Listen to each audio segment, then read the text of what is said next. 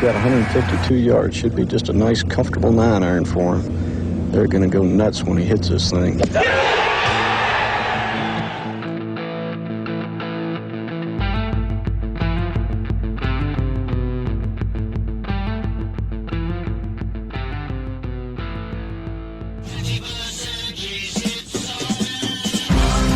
That's dirty.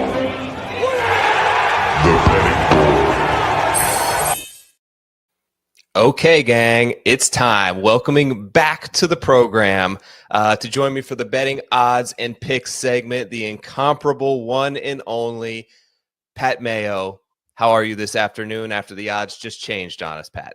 The fact that I've already recorded my opening show, the season premiere of season 11 of the Pat Mayo Experience Golf Picks with Jeff Feinberg, it's not great. I have to now record a new intro and be like, look, we talk about Scotty and Rory and Tommy, although we don't talk about them at length, which is actually very helpful for the entire exercise, but it just sucks if these guys aren't playing.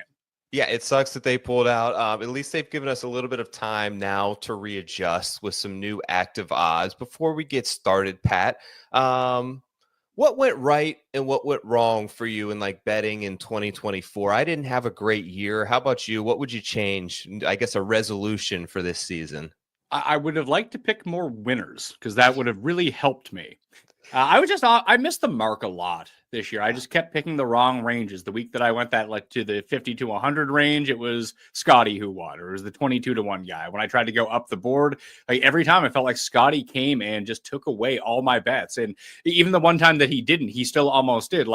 Having Taylor Moore in Houston, I thought that he was going to win for me at triple digits. He did not. I had Bhatia at the Sentry to kick off the season. Now, when you look at his result, he came, I think, T13, something like that, but he was very much in the mix going into Sunday. I had all of these runners at triple digits, probably 6-7 times throughout the year. And I think it was the first time ever that none of them actually came through and won for me. Now, it was a very profitable year in betting because you were with me when I hit 2 gigantic parlays at the Masters. Huge, yes. Those were real, actual live tickets that I witnessed there. That was a very fun sweat out in Vegas at the Circa. But I say same for me. I just wasn't willing to ever go there on Scotty, and maybe I need to rethink that. Maybe this hand injury plays a factor, albeit I don't think it's going to be something in 6 weeks from now that is still a concern. But I think adjusting a little bit of strategy, I stuck with the range that had always proven to be pretty successful for me in that 30 to 40s meat and potatoes range, and we just didn't have a lot from that. Now, I had a ton of second places. I don't think it's time to completely overhaul anything. But when we look at, I'll bring the odds board up now, which is active with 2 of the 3 big names out. Obviously, the injury to Scotty Scheffler. Rory just doesn't ever like going to Hawaii. So we're left with Xander Schauffele now, who is plus 475 and the prohibitive favorite to win. Do you think that there is value to be had with betting someone like Xander, who's had great success here at a number just shy of 5 to 1?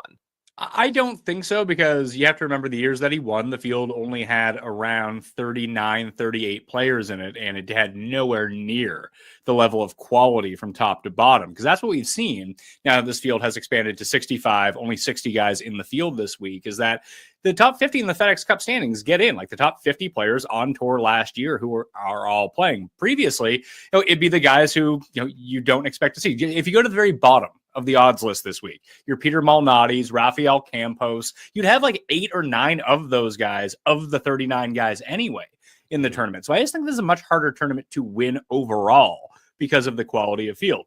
If it was the old tournament with these guys and not 20 to 50 from the FedEx Cup, then I would think that close to 5 to 1 would be good value. I don't think it's terrible. I think that he should be up there in terms of odds, but I don't think that, for example, he has twice the amount of win equity as Colin Morikawa or Justin Thomas. I can go down this list pretty far, because you have to remember, the one thing that I've always made the biggest mistake at in this tournament is that I always forget that it's a putting competition, so anyone can kind of win it.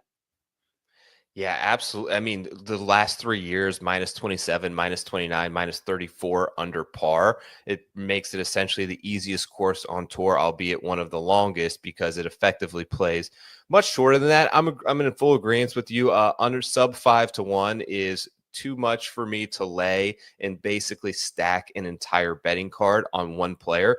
with so many unknowns. You have the course factor, which we know it's going to play much easier, which brings a lot of players into it. His sort of prowess that he's picked up off the tee, I think, is somewhat de-emphasized this course, how it all kind of channels and ushers balls to the exact same spots. And you have the unknown of the offseason, right? We're coming off a little bit of a layover. You don't know exactly what forms, what club changes. This is a tournament where we see a lot of guys sort of deploy a completely new bag and set of clubs or play a new golf ball. There's just a lot of unknown variables to stack at that number. But this group right behind him, I'm going to likely end up on one of these four guys. You have Morikawa, who's had a great success here, albeit not 10-1. Justin Thomas surging up the board at 12-1 now. You have Ludwig at 16, Patrick Cantlay at 18-1. I'm inclined to, I feel like I have Cantlay, Oberg, and Thomas pretty evenly rated, Pat. So I think I'm just going to take the additional couple of points and suck it up and take Pat Cantlay here. How do you feel about that?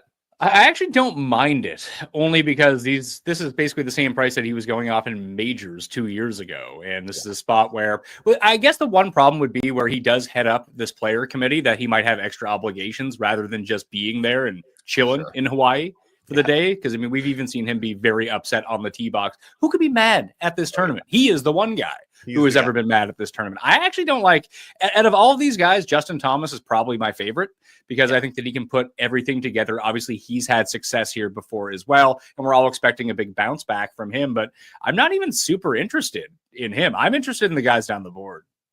Okay, I agree with you on JT. I really was hoping that there probably was something around the 16 mark before those other two guys were out. Missed it. I think 12-1 is a little shy for me. 2 wins here, obviously, for Justin Thomas. 1 in a 3-man playoff in 2020, I believe, with Xander and Pat Reed. Also 1 in 2017. Has had a ton of success at this event. And I love the fact, Pat, that he's really, and I talked about this a little bit earlier in the show, but he's really chasing speed. And I kind of like it. There used to be this notion where you don't want to swing the pendulum too far in just chasing distance because things start to go the wrong way. Obviously, we know the fairways are so wide here, but the clubs are so forgiving, and the sweet spot is essentially the entire 460 cc's of the driver, where I can't really think of many guys who have like openly chased getting faster and getting longer, and it had like gone poorly in recent years. So he was hitting it, I think, the second longest at the Hero, like 319 on average. Hit a couple of 370-yard drives. I think this is the way that he can close the gap on players like Xander, like Rory, like Scheffler, is that if he can get longer than them, maybe not Rory and Xander, but if he can get longer than Scotty and start hitting 9-irons when Scotty's hitting 8 or 7, I think that could be a huge advantage for him. I love what he's doing. Too short of a number for me to chase, so I think that I'm going to ultimately end up on Pat Cantlay. Well, I don't really think that's the thing with Thomas, though. I mean, yes, that will benefit his game, but other than Scheffler, like closing the gap with Scheffler is almost impossible because he's so good at everything. I mean, he's one of the longest players, yet he's one of the most accurate players. I don't really feel like distance was the thing that was holding back Justin Thomas, because he was just as good with the 6-iron in his hand as most guys were with a pitching wedge. It's just he couldn't putt. If he could just fix his putter, I think he'd be fine.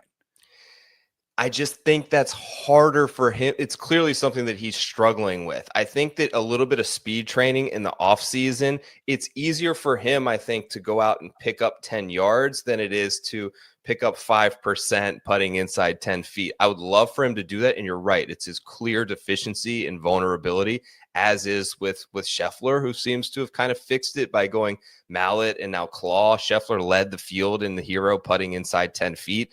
If he's good at short range putting, forget about it. Like, nobody's got a chance. But it's just, I think, an avenue that I'm excited for him to continue to explore. Speaking of injuries, this next range, Hovland looks like he broke his toe on a bedpost. We've all been there in excruciating pain in the bedroom while walking around in the dark at night.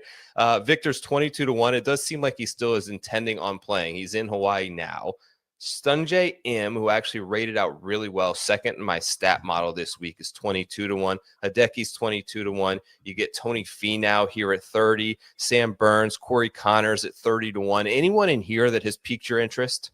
Sam Burns was the one who rated out really highly for me, weirdly enough, although he's never really had much success this tournament. It's, again, if I'm going to think about this in terms of who's going to be good from 150 and in, because as you mentioned, although it's a longer course, it is a par 73, and it's also like it's not extreme elevation, like they're not playing in Vegas, but the ball travels a little bit farther than it would at most courses, and there's just so much undulation at this course. Most of it, frankly, is downhill. Like you walk up to a lot of the tee boxes, and then you hit down. So driving in itself is going to be a lot farther. The fairways are gigantic. You're not going to, if you start missing fairways, you're absolutely cooked. But even someone like Akshay was able to really get himself into the mix last year, and he's one of the shorter guys in this field. So I don't think that driving distance, unless you're playing with DJ that year, he was able to drive every green with the wind at his back, really makes that big of a difference. So I think it's going to be wedges and putting, and there are very few guys in this field who are better from 150 and in and actually make 20-foot putts than Sam Burns. Absolutely. And the other thing about Sam Burns that I really like, so you're going to have a disproportionate in terms of more shots inside of 150 yards than you would at a baseline PGA Tour tournament. The thing is, the middle of your bag is you almost don't hit any of those clubs here. You're either hitting wedges and short irons, or there's also a larger percentage of shots from 200 yards plus here than there is in an average PGA Tour tournament, because you have several long par threes and some of those par fives come into play also, where you have 240 in. Sam Burns, the number one player in this field I have in proximity to the hole from 200 yards plus, coming from the fairway, because you're almost always coming from the fairway at this golf course. Number one in the field. So I think good wedge player, really, really good long iron or say 3-wood player, aggressive at going for the greens, makes a ton of putts on Bermuda. I think it's a really good bet there. And like you, I was kind of shocked when I initially ran a stat model to see how high he was up on the board.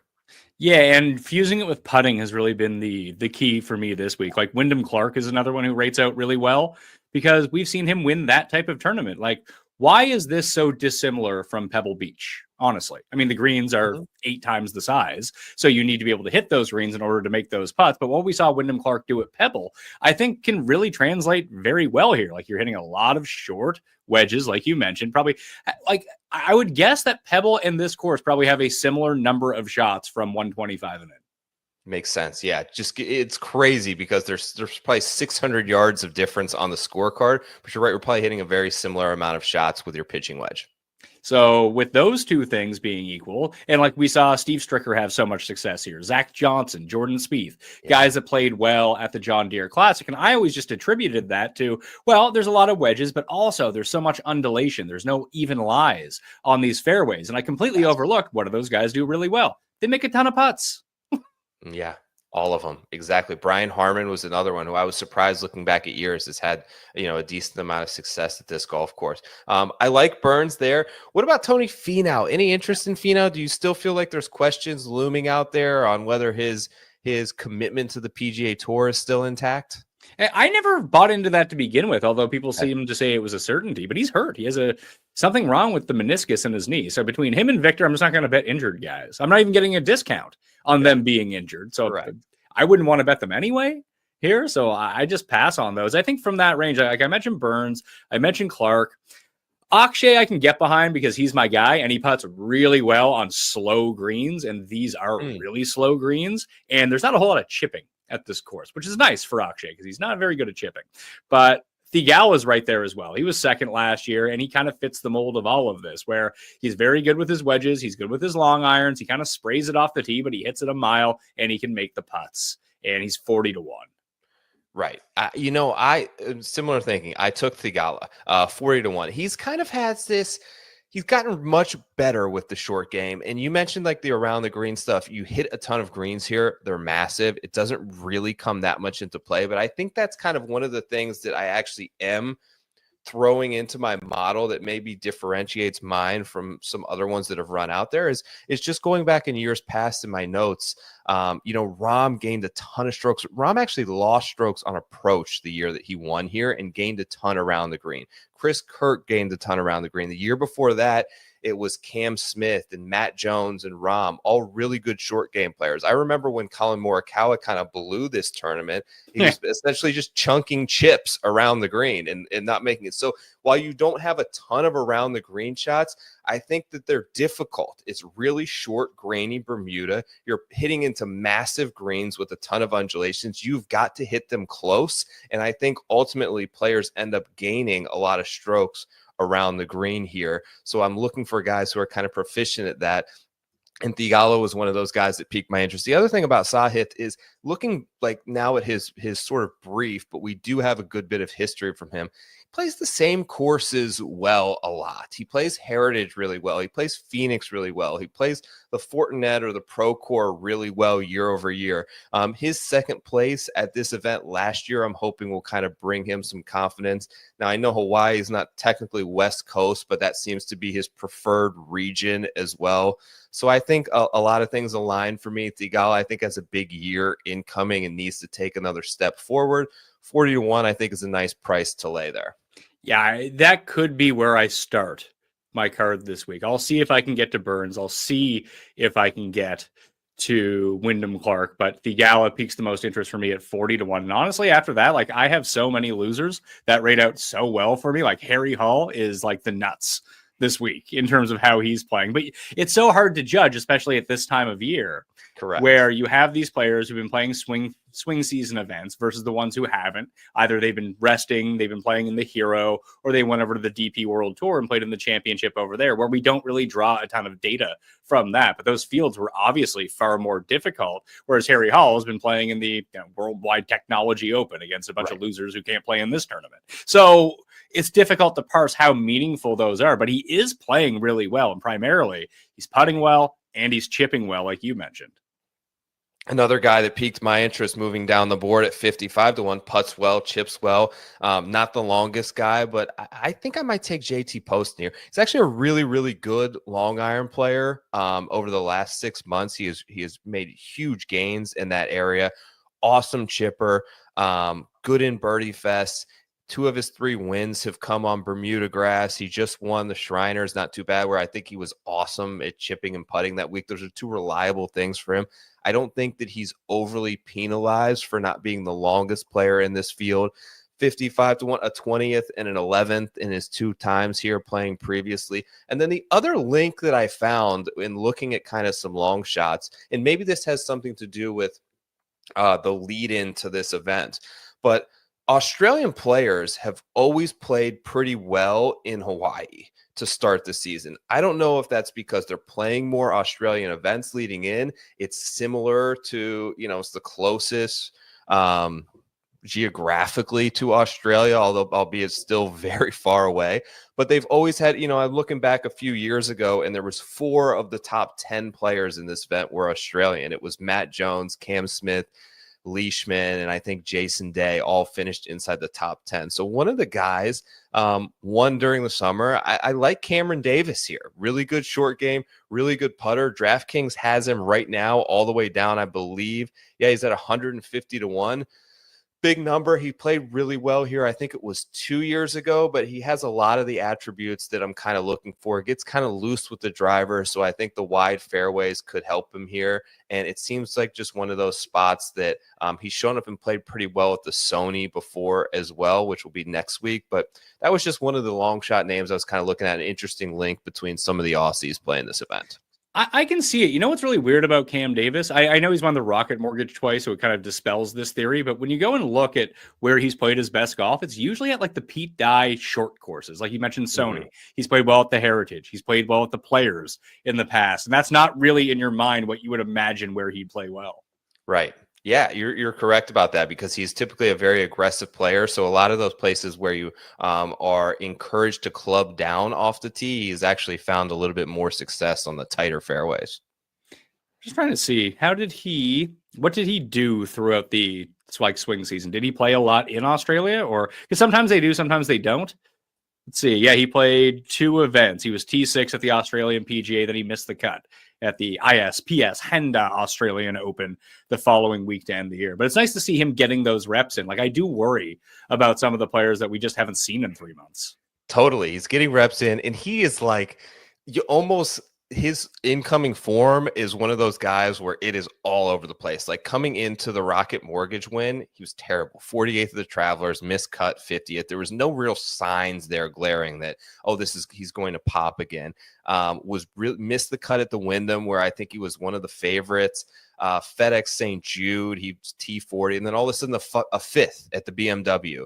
So a lot of his performances kind of come out of left field. So I'm kind of hoping for that this week after his most recent PGA Tour tournament was the Shriners, where everyone went low, and it looks like Cam Davis shot 11 over par and severely missed the cut in that event. That's good, right? 11 over. That's like what we shot when we played it.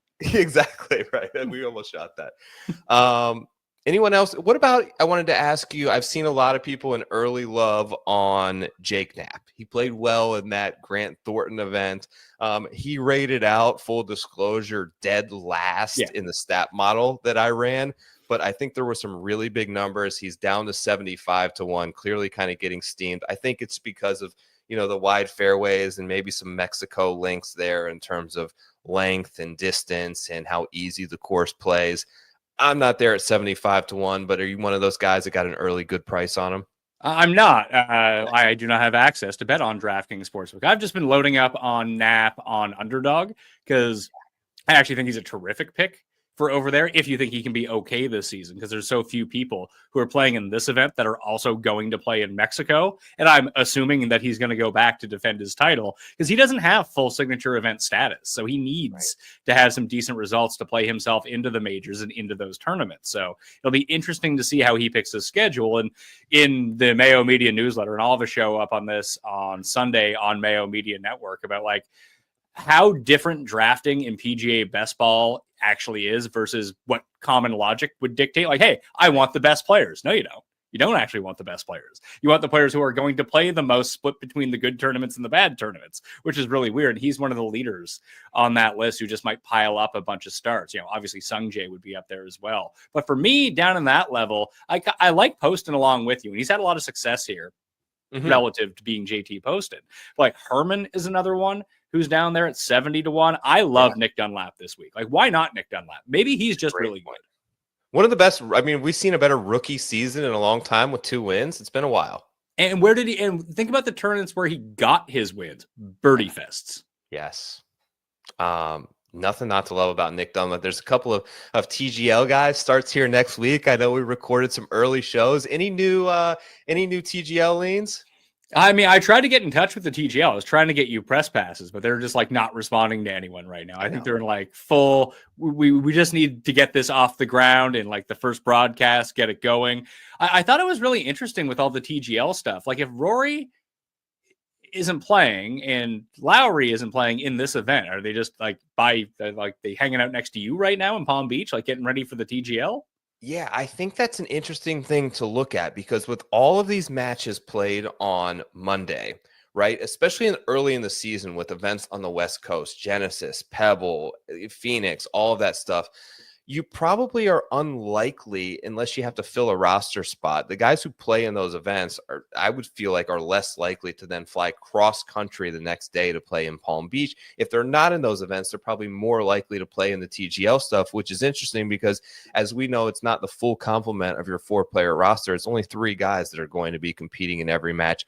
I'm interested in it. I'm intrigued in it. I have, pushed and tried to get myself a media credential. It seems like I've kind of gotten there. We don't know. There is though, however, this coming weekend, it's kind of under the radar. They are holding preseason matches at the TGL facility, which I'm going to go to. I think it's more or less they're going to have the full TV production set up and announcers. I think it's to get the timing down with commercials and make sure everything, because they have a 2-hour time window. They basically have to keep this to. So a lot of the teams actually, I don't know which players, but they're going to host a number of matches over the next couple of days here to try and make sure that they're able to fit together the timing and everyone understands the rules. So I'm going to take a couple of those in, try to get some content for it, let people know who's winning and who's playing well to maybe give you a little bit of advantage when betting that. But I'm optimistic about it. I'm still skeptical to a degree, but I think it will be really cool for the game if it works out as planned. And the arena, which I have not been in yet, looks pretty sweet. Well, there's also another part of this as well, and this is a part of that best ball strategy. Like, this is what I'm talking about. Why the strategy is so weird is that I had to downgrade almost every TGL player because normally, like, Scotty is still committed to the American Express, Cantley's committed to the American Express, and Right. so is Xander. So a few of them are playing in that. But anytime that you think that, like, you need to try to squeeze out an extra tournament here or there from your top players, like, do you think that Scotty all of a sudden? Scotty usually plays 2 of the 4 Texas tournaments, for example. So let's presume he's healthy. But what if one of those weeks what we had the TGL was going on that week? Does that mean he's just for sure not playing Byron Nelson? Yeah, well, Scotty's not in the TGL. Oh, yeah, that's right. Sure. So it'd be Xander. It'd be Xander. Yeah, Xander, Rory are the big guys to look out for. Morikawa, obviously, Ludwig. So let's take Xander, for example. Xander usually plays. He is playing in American Express. He's not going to play Phoenix because of the weird sandwich, but he almost always plays Valspar, right? Yes, he does. Maybe if TGL's that week, he doesn't play Valspar. Right. Although it is pretty close. So that won't be easier. But you know what I mean? It's definitely going to provide an interesting wrinkle in terms of the player scheduling that provides a little bit of an unknown. That's one of the things I'm excited. I was talking to Byron, who I know you did some best ball shows with as well, about like some of the strategy stuff there. That's why I'm looking forward to the newsletter that you put out, because like you had mentioned Mexico, and I heard you guys talking about that, how that's a very important tournament because of where it falls, basically being it's the first one of the second leg, right? Yeah. So like having someone like Jake Knapp being able to get a ton of points for birdies at that event. I'm still new to all this and learning it, but those are very interesting strategy elements that I think being able to consume some of the content that you've put out there and educating yourself gives you a huge leg up when you're in some of those big contests. Do you want me to give you a few like just bullet points, things to just recognize? Yeah. Okay, 1, use code Mayo, and when you go sign up, if you're not in it as of yet, you'll get a deposit bonus of up to $1,000. Now, that could be a free $1,000 to fill out drafts with. I mean, that's easy. That's free money. You should take advantage of that. Underdog code Mayo. There's number 1. Enough. Number 2, here are the lowest scoring repeating events on the PGA Tour this season. So the Sentry was won last year at -29, American Express at -29. Those are 2 of the first 3 events of the year. And there are some big names playing in the American Express. So if you can somehow squeeze out Sentry, American Express, and one other tournament in that mix, like an extra one, like Sungjae might play Sentry, Sony, American Express, Skip Farmers, Pebble, Waste Management. Like Nick Taylor is the one that I have projected playing the most of these events, but there's a couple guys, like the guys towards the back end of the Century field might be able to pick up, because Waste Management was -21 last year, which was 7th on the list. So 1, 2, and 7 all come in round 1. All the good players are playing the Century, but most are not playing the American Express and the Waste Management, because the Waste Management falls between 2 signature events. As we saw last year, all the normals who would normally play in Phoenix just didn't play. It was even like Scheffler decided not to play. So if you can find anyone who is in elevated events, yet might also play American Express and Phoenix, now you are laughing. Those are the guys that you want to target, and you're almost guaranteed to get out of round 1. So explain to me this as someone who knows nothing, and assume that anyone doesn't know what they're talking about here. Why are those events more important than another one? Because you're able to accumulate more. Are you only taking scores from certain events, or is it just because they're adding more birdies? So it's both. So you draft 10 players to your team, and the top 6 scores from your team get used every single week. But the problem is people aren't drafting enough players in the sucky events. They're only drafting good players. So when you get to Mexico, for example, you probably won't have 6 guys to fill out a roster. If you have 4, you're probably way ahead of everyone else. That's what makes, I wrote down a list here of guys that are probably going to play both. Obviously, because of scheduling, we don't know for sure. We're taking our best educated guesses, but I have Knapp, Kazire. Kazire might actually be a really nice pick because he plays in this, he'll play in Mexico, and he'll play all the Texas events, which gets you starts in those ones. Harry Hall, Vegas, Davis Riley, Mad McNeely, Matt McCarty, Chris Gotterup, Campos, and Kevin Yu are all players who are in the Century but aren't automatically in all the signature events all season long, so they'll have to go to these ones in order to do it. So I use this as an example. I went back and the U.S. Open's at Oakmont this year. So the last time the U.S. Open was at Oakmont, Dustin Johnson won. And as a part of the best ball scoring, there's no finishing points allocated. Like you don't get a bonus for coming in first place.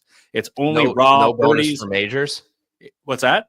Is there any additional, like, are the majors more important Nope. than the Mexico Open? Nope. Got it. So you almost would rather play someone at the Mexico Open than you would have someone great at Oakmont. So Dustin Johnson won at 4 under. So I retroactively went and calculated his score for the 2016 U.S. Open, and he had a really nice week. He even had a bogey-free bonus in the first round. Like, Dustin played awesome that week. He had 98.5 points at the U.S. Open, first place. There were 4 guys who were under par. Last year, Davis Thompson won the John Deere Classic, which would be like a few weeks later, at minus 28.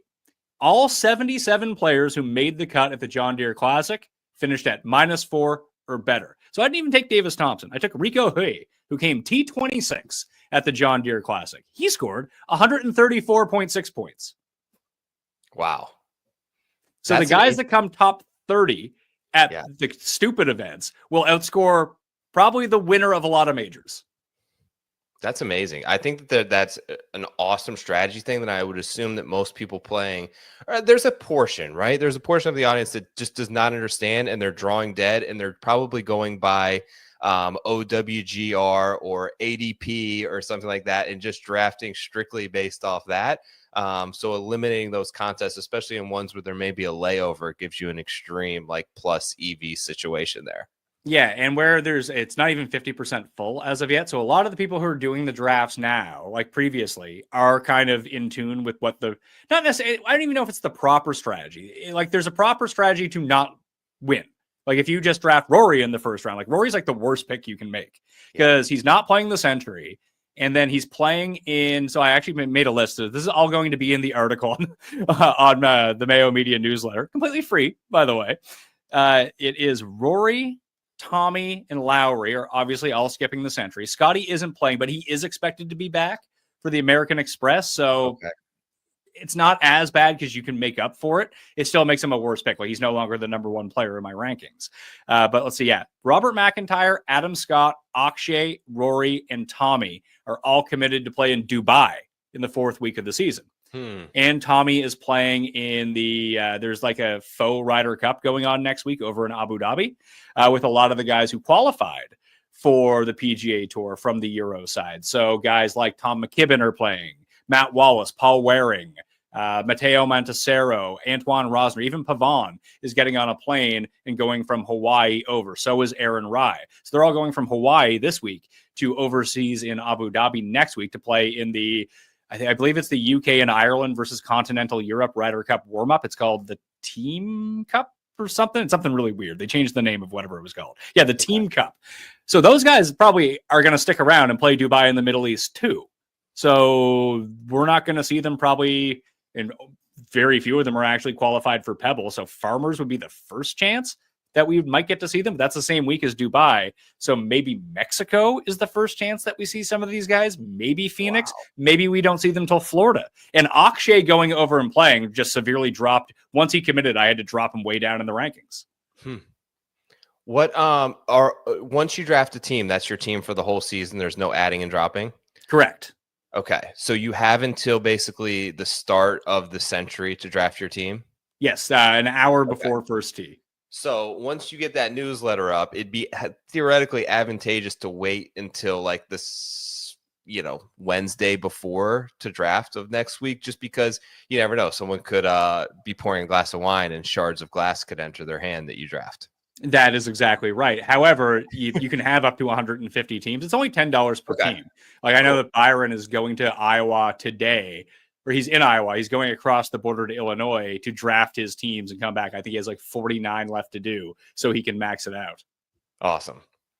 Well, sounds terrific. Can't wait for the newsletter to come out. Thanks for joining me on the pick segment, Pat. I'm sure you're going to have the regular golf show, like you mentioned, up very soon with Jeff. Normal season for you, still doing the DFS stuff with Tambo, everything coming out, churning out weekly?